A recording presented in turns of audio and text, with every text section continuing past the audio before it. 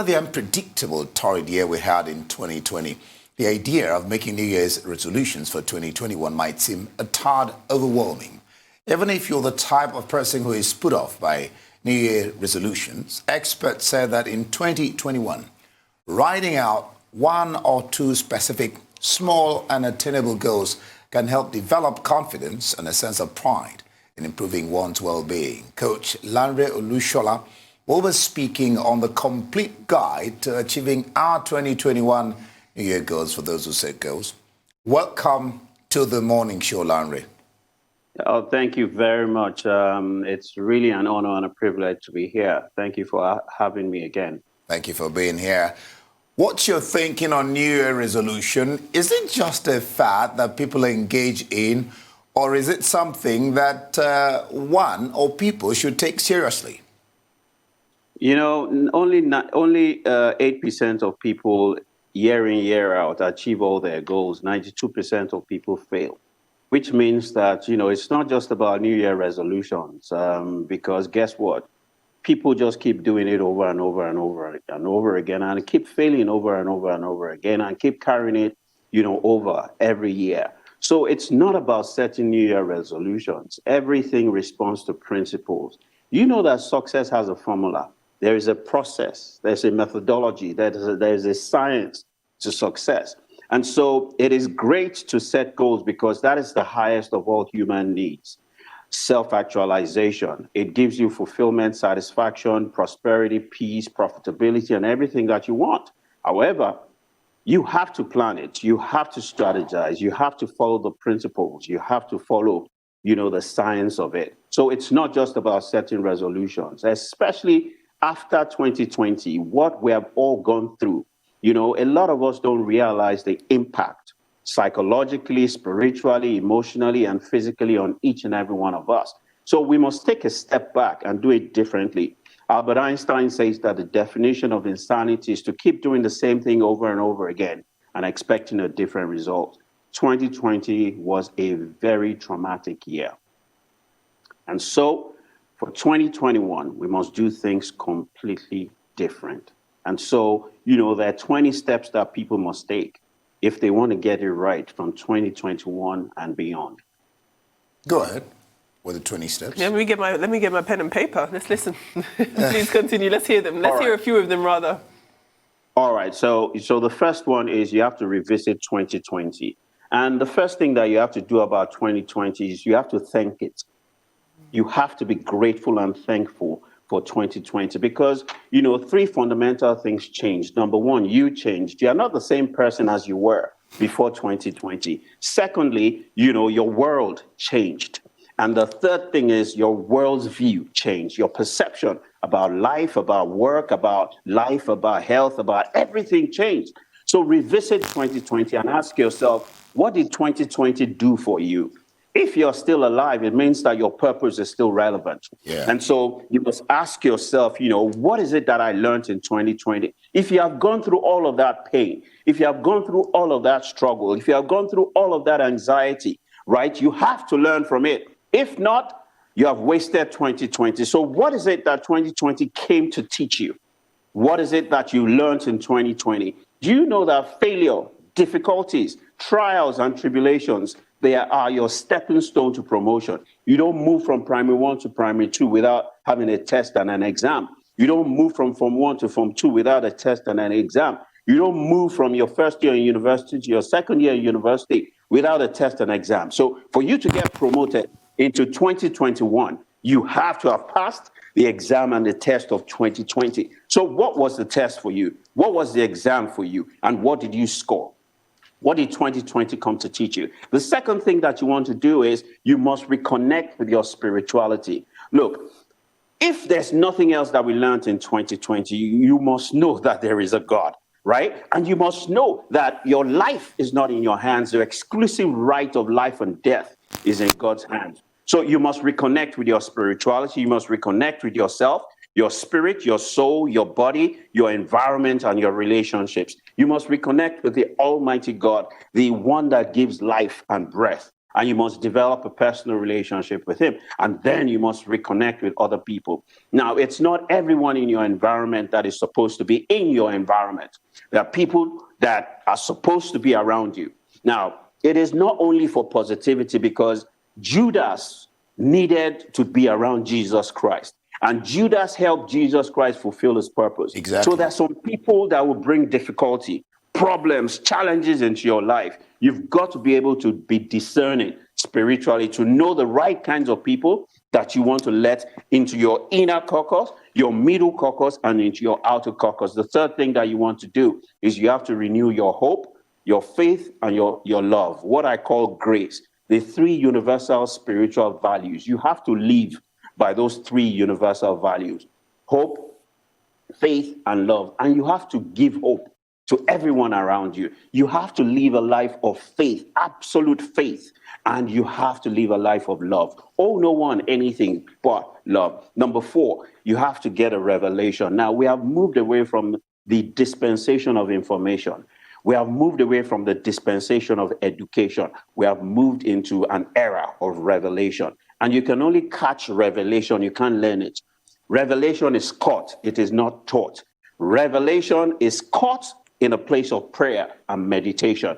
Now, what is the revelation that will make your life fruitful and worth living in the next decade? You have to catch that revelation. Number 5 is you have to review and you have to visualize your life in the 12 holistic dimensions. You have to live your life from a bird's eye perspective. A lot of people focus only on work. There is more to life than just work. A lot of us have come to terms with that. Are you having fun? Are you resting? Are you taking care of your health and well-being? What are you doing with your relationships, social relationships? What are you doing with your intimate relationships? What are you doing with your career? Why are you here on earth? What kind of energy do you carry? What kind of aura do you carry? And what kind of people do you associate with? You know, what level of spirituality are you operating from? What is your financial situation? Are you living a life that is successful and attainable? Are you living a content, satisfied, fulfilled life? You've got to look at your life holistically. There are 12 critical dimensions of your life. Number 6 is you have to rewrite your life vision. Everybody must live a life with a vision, a mission, and a purpose. And you must write your plan. You must create it. He who fails to plan today surely has planned to fail tomorrow. Vision is key to direction. And he who has no vision will live somebody else's vision. Number 7, you have to do a research. And you have to research why you are here. You have to research who you are. You have to research who you are not. You have to research what you are. You have to research what you're not. Now, success responds to principles. There is a formula to success. And there are 50 principles that in the last 10 years of my life I've researched. If you go to my social media, if you go to my website, you would find the material on the 50 principles of success. Success is not by accident. I studied the likes of Elon Musk, Mark Zuckerberg, Bill Gates, Aliko Dangote, Tony Elumelu. I studied their lives for 10 years, and I was able to extract 50 common success principles from them. Now, it is important that you go get those 50 principles. It is important that you understand the formula of life. The next thing that you need to research and discover is the 12 universal laws of the universe. You have to know them.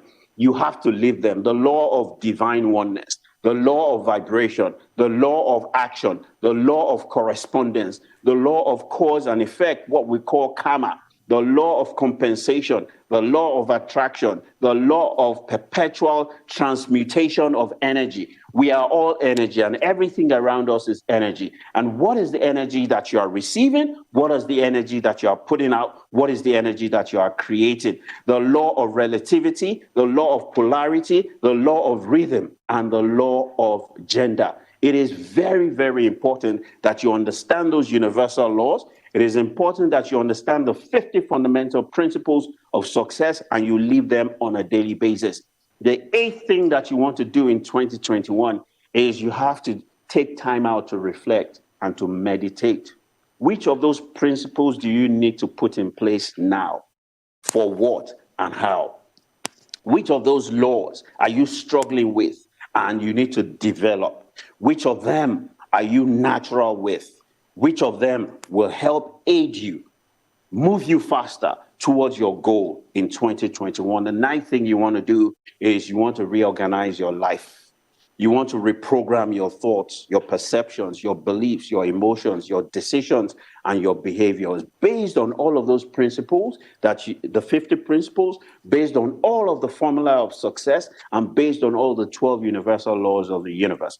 Number 10, you have to rebuild yourself mentally, emotionally, physically, energetically. You have to build strength. You have to build personal power. You have to build stamina. Coach Lanre, can I ask to what end that would happen? Because, I mean, what you've said is quite profound, but when somebody is coming off the back of 2020, and I admit that you've already acknowledged that 2020 was, a traumatic year for many people, but if you've adopted a lot of those principles in your life already, and you feel as though you were mentally prepared, you were emotionally prepared to have a good year, 2020 obviously wasn't that. And the point I'm trying to make is that a lot of things are out of our control but affect us anyway.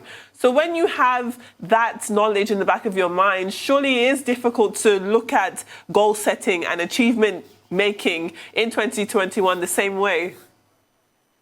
Yes, so that is why it is important for you to, reconnect with your own mandate. It is important for you to recreate, reinvent, and rebuild yourself, your life, your products, and your services, and refocus only on what you have control over now. Now, I've shared another 3 principles, right? I talked about rebuilding mentally, emotionally, physically, but 11 is you have to reconnect with your mandate. Why are you here? A lot of people are distracted because of what other people are doing. They are distracted by what other people are doing. There is a solution that you were born to be. There's a problem that you were created to solve. There's a mandate for your life. You have to reconnect with that mandate. You have to reactivate that mandate. What is your identity?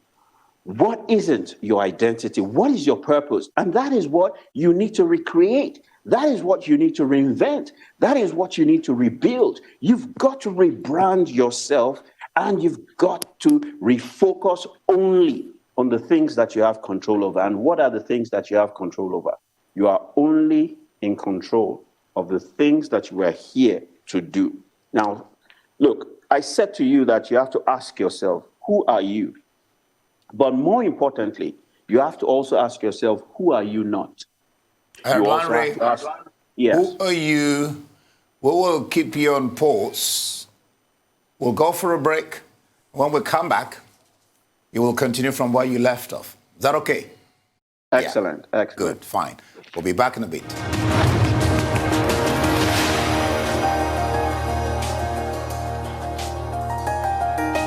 All right, glad to have you back. You're still watching The Morning Show, and we still have live coach Lanre Olusola. Lanre, glad to know you're still there. Well, you will continue with your thoughts before we went on break, but you can add this to it. In the event that you don't achieve the goals that you've set out to achieve, what should happen next? Should you abandon the goal? What happens next? You go to the 14th step, which is to restart all over again. You have to restart, and you see, the thing about people is that people are looking for sound bites. So they're waiting for the end of the month. They're waiting for the end of the year or the beginning of another year, right? So you can start all over again at any point in time. And that's one of the things that people need to take into cognizance. If you fall off the bike, if you fall off the track, get back on track, get back on the bicycle and start all over again. But before you start all over again, go back to the beginning. And like I said, let's do a reassessment of what we did in the past, what we learned from our failures. Do you know that failure teaches you more things than success teaches you? That's true. So it is so important, right, that you do not discount the value of that failure. Failure is your best friend. Failure is simply feedback, right? It is telling you that based on the goal that you set, right, and based on the options that you chose, And based on the actions that you took, it will not get you to where you want to go. It is intelligence. So you have to go back and revisit that intelligence. And guess what? You start all over again, which is the 14th principle and step that I'm teaching today. When you restart, then you reposition yourself, you reintroduce yourself, to, the people that have the problems that you are a solution to. And this is very, very important, right? Especially for people that are business people and people that are within a career, right? You have to understand that this world only gives value back to people that add value to the world. So what value are you adding? A lot of people don't know what problems they are here to solve. Now, for people that like you, that inform us, that educate us, that provide us with news, right? You are educating us. You are informing us. You are giving us information that we can utilize as intelligence to plan, to make the right decisions for our lives. And that is important. People cannot live life by ignorance. The Bible says that my own people are destroyed because of lack of knowledge. So, Ndi, I want to celebrate you. Femi, I want to celebrate you simply because of the fact that, guess what? You are solving problems of ignorance. And the more you know that, the more passionate, the more driven that you will be, irrespective of the challenges that you will face on a daily basis. And people must celebrate people that add value to their lives, people that solve their problems. And you see, one of the reasons why we're backward in Africa is we're only thinking money. The more problems you solve, the more money that will chase you. Exactly. The bigger the problems you solve, the bigger the value of the kinds of money that chase you, right? So find the people that have a problem that you are a solution to. And you've got to reintroduce yourself to them. You've got to reposition yourself to them. And the next thing is you have to re-engage with them. But most importantly, you have to build rapport with them. And rapport is about building trust. Now, you can only build trust when you have the right brand. And you can only have the right brand when your promise of value is consistently achieved. Now, if you do not identify the problem that you are a solution to and create a plan of how to provide service or to create a product to solve those problems, you will not be able to earn the trust of the people that need you. And those people will not be able to reciprocate by giving you value, which we call money. People pay for value. People pay for their problems to be solved. The reason why people take Panadol is not simply because Panadol is a nice brand. You take Panadol because it's a painkiller. The reason why people buy cars is because it eases their transportation problems. Now, there's some.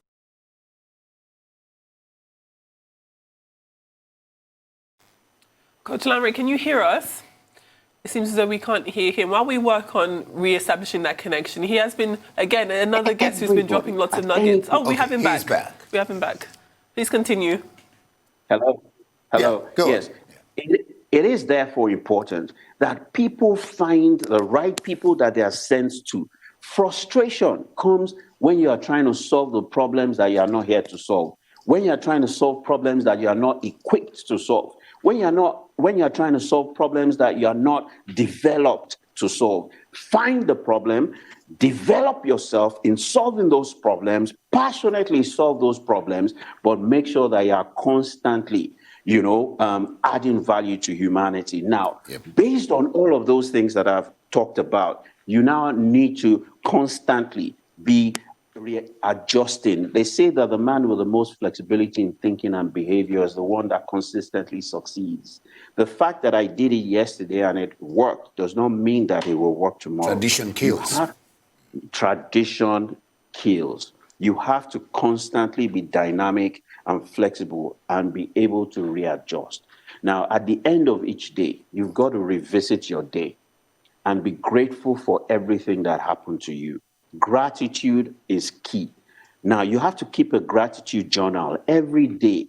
Identify 12 things minimum that you are grateful for that day. They say that that which you are grateful about, you attract more of it, you create more of it. That's That which you despise, murmur, and complain about, you also attract and create more of it. Now, you've got to create a combination community, virtual and pseudo physical. Look, everybody is called to a set of people. Create a community of the people that you are sent to, and daily focus on helping them. Daily focus on adding value to them.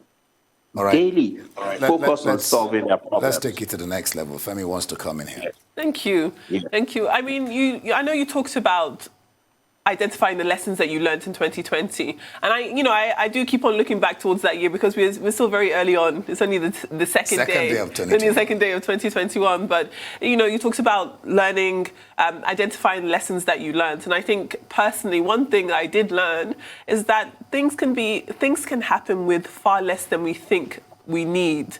Whether or not it's, if you're in the business of traveling to meet new people, where you have people saying, I have to fly from Lagos to London for a meeting. Now we know that you can sit down and have that very same meeting in the comfort of your own home. Things can happen, life can continue, life can grow without you spending as much as you needed to do, without you thinking that you need to, service these old or outdated, prerequisites. So when you look forward to this year, this 2020, I'm not saying that people shouldn't be ambitious, because I personally am very ambitious, but I wonder if coming off of the back of a year like 2020, people just want to rest this year and people don't want to do too much, because I don't think we have taken into account how traumatic this year has been for many people. So when we're looking at a year like 2021, which actually isn't going to be much different than 2020, because if you were negatively affected by the pandemic, that's still a reality for all of us here. I just want us to have more serious examples of how we can achieve in this year, taking into account that 2020 was a year like no other. And I'm not sure that many people listening to the conversation and listening to the nuggets that you've dropped so far will get that type of assurance. Do you agree? Femi, you're right that people need to pace themselves, and people need to recognize, especially, from the fact that, that I presented, you have to readjust, okay? So you gave the example, you don't have to travel physically. You have to understand and use technology to augment. That is part of readjustment. That is part of being flexible and dynamic.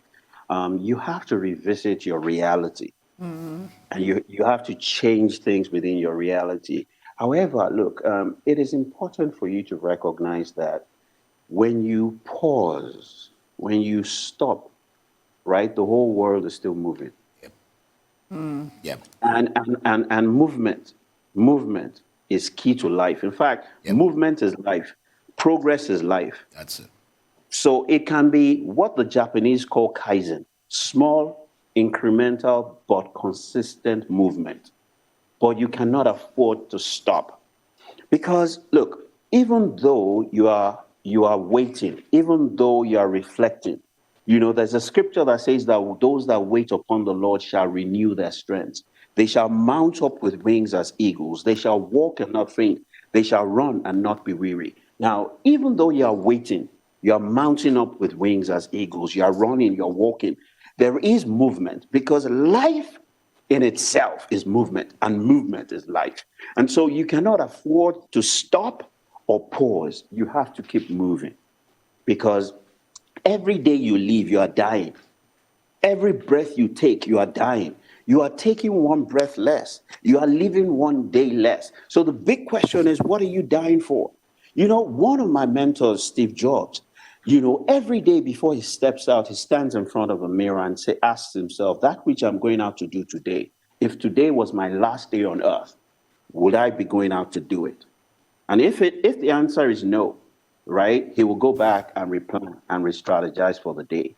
If it is yes, he steps out with boldness, courage, and hope and faith, and he does it. And he lives his life on a daily basis, based on the fact that I am going out there, and all that I can achieve is what I can achieve within the time frame that I have today. And then each person must also shut down each day, because when you shut down each day, but you shut down with gratitude, and when you go back to bed, that's when you reconsolidate. That's when All you right. rejuvenate, and All that's right. when you restart your life all All over right, again. talking about movement, Larry. Somebody said God is 2/3 of it is go, G-O, and then Sorry? A-K-W-A. We'll just leave it there. Thank you so much for your contribution on the morning show. Larry Olushula there, life coach.